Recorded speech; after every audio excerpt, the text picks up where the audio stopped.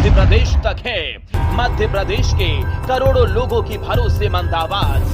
मध्य प्रदेश तक न्यूज, खबर को दिखेगी, अंजाम चाहे जो हो। नमस्कार, आदाब, सलाम। मैं हूं इस्लाम और आप देख रहे हैं मध्य प्रदेश तक। मध्य प्रदेश तक में हम आपसे दो टुक की बात करते हैं और इस दो टुक में राजनीतिक समसामयिक से लेकर समसामयिक घटनाओं का जिक्र करते हैं। आज हम सतना लोकसभा के बारे में बात करेंगे। बात हम बिंद की बात करते हैं। बिंद एक प्रयोगशाला होकर रह गई है राजनीतिक के लिए। राजनीति में जहां एक और बसपा ने बिंद से पहला सांसद दिया था रीवा से, तो वहीं महापौर भी सिंगरौली से आम आदमी पार्टी ने बनाया था। अब अगर हम बात करें सतना लोकसभा सीट से, तो विगत 3 दशक पहले युवा नेता रहे सुखलाल कुशवाहा ने कांग्रेस के दिग्गज कहे जाने वाले अर्जुन सिंह व वीरेंद्र सकलेचा को चुनाव में पटकनी देते हुए बहुजन समाजवादी पार्टी से सांसद निर्वाचित हुए थे और विगत 30 वर्षों से लेकर अब तक कोई भी 30 वर्षों से लेकर अब तक कोई भी स्वर्ण सांसद नहीं बन पाया है सतना लोकसभा सीट से। तो जबकि इस सीट पर ब्राह्मण ठाकुर का वर्चस्व है। अगर यूं कहूं कि दोनों की संख्या अगर बता दिया जाए तो लगभग 35% होने के बावजूद 3 दशकों तक से अभी तक कोई भी सांसद नहीं बन पाया, जबकि सतना लोकसभा सीट अनारक्षित है। क्यों नहीं बन पाया सतना लोकसभा सीट से स्वर्ण सांसद? हम उनके आपको 5 कारण गिनाएंगे। तो आइए जानते हैं वो 5 कारण कौन से महत्वपूर्ण है जिस कारण से सतना लोकसभा सीट से अभी तक कोई भी स्वर्ण सांसद नहीं बन पाया, जबकि 3 दशक बीत चुके हैं।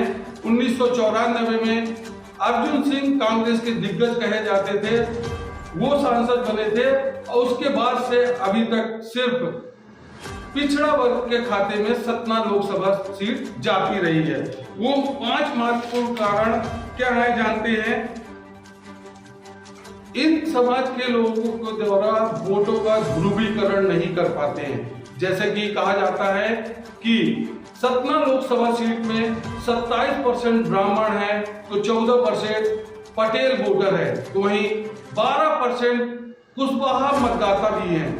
तो अगर बात करें अन्य स्वर्ण मतदाताओं की तो 8% क्षत्रिय मतदाता हैं। इन मतदाताओं के आधार पर अगर देखा जाए तो 35% की इस बहुलता वाली सीट पर, जिसमें स्वर्ण समाज के लोग रहते हैं, लेकिन फिर भी इस सीट पर ध्रुवीकरण नहीं हो पाता। जिस प्रकार से पटेल समुदाय अपने समाज के लिए पूरी तरह से एक छत्र होकर अपने समाज के प्रत्याशी को वोट करता है, तो वहीं कुशवाहा समाज भी 12% होने के बावजूद भी अपने समाज के लिए वोट करता है। लेकिन ब्राह्मण मतदाता अपने समाज के प्रति एकजुट नहीं हो पाता। वही हाल कमोबेश क्षत्रिय समाज का है, जो 8% होते हुए भी अपने समाज के प्रत्याशी के लिए एकजुट नहीं हो पाता है। तो दूसरा कारण है प्रभावकारी होना। प्रभावकारी नहीं बन पाते हैं और शून्यता पर टिके रहते हैं। नेता तो कई हैं, इस समाज के कई नेता हैं, लेकिन पूरे सतना लोकसभा में ज्यादा प्रभाव नहीं दे पाते हैं। अगर यही मतदाता, यही प्रत्याशी अगर प्रभावकारी होते तो आज स्वर्ण समाज का सांसद सतना लोकसभा सीट पर होता। लेकिन अगर हम बात करें राजा राम त्रिपाठी, अजय सिंह राहुल, ये कई बार चुनाव लड़ चुके हैं इस क्षेत्र से, लेकिन जीत हासिल नहीं कर पाए हैं। तो हम तीसरा मुद्दा देखते हैं कि टिकट का इंतजार करते रहते हैं, लेकिन धरातल पर इनकी शून्यता देखी जा सकती है। कमोबेश यही हाल रहता है सतना लोकसभा सीट का। जैसे कि एक बार अर्जुन सिंह जीते, फिर उसके बाद दोबारा फिर जब वो लड़ने आए तो चुनाव नहीं जीत पाए। यही हाल अगर हम देखते हैं कि सुधीर सिंह तोमर भी चुनाव लड़ने तो आए, लेकिन अपनी प्रभावशीलता साबित नहीं कर पाए और केवल टिकट का गुणगान करते रहे और धरातल पर किसी तरह से उनकी उपयोगिता साबित नहीं हो पाई। तो पिछले साल जब राजा राम त्रिपाठी चुनाव में उतरे तो उन्होंने अपने समाज के वोट को एकजुट नहीं कर पाए और लगभग 2,38,000 मतों से सांसद गणेश सिंह से चुनाव हार गए। अब बात करते हैं, फिर से एक बार लोकसभा चुनाव है। इस चुनाव में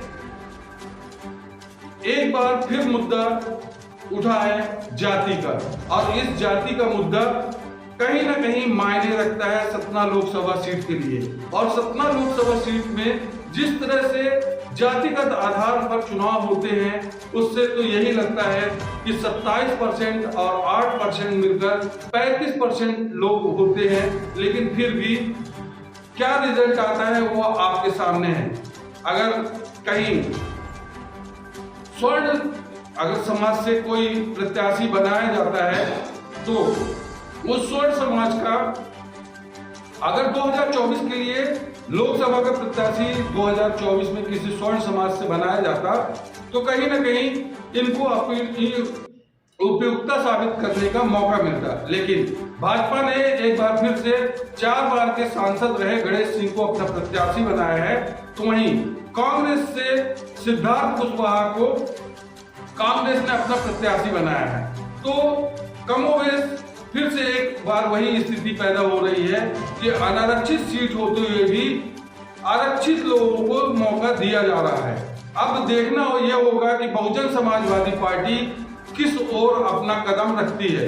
वैसे कई नामों की चर्चा है इस ओर, और अगर इस तरह से बहुजन समाजवादी पार्टी किसी स्वर्ण को टिकट देती है तो ये एक सुनहरा मौका होगा। अगर इस सुनहरे मौके का अच्छी तरह से उपयोग बहुजन समाजवादी पार्टी कर लेती है, 27% मतदाता ब्राह्मण समाज से आते हैं और उन मतदाताओं का अगर प्रभाव रहता है तो निश्चित तौर पे 2024 का चुनाव बड़ा दिलचस्प होने वाला है। तो ये था हमारा जातिगत विश्लेषण को लेकर लोकसभा चुनाव 2024 को कि किस तरह से ब्राह्मण मतदाता अपना वोट करेगा और किसे करेगा। तब तक के लिए मुझे इजाजत दे। नमस्कार, जय हिंद। न बेमतलब के मुद्दे, न बेमतलब की बहस, खबर सिटी से लेकर गांव तक की, संसद से लेकर सड़क तक की, मध्य प्रदेश तक है। मध्य प्रदेश के करोड़ों लोगों की भरोसेमंद आवाज मध्य प्रदेश तक न्यूज। खबर तो दिखेगी, अंजाम चाहे जो हो।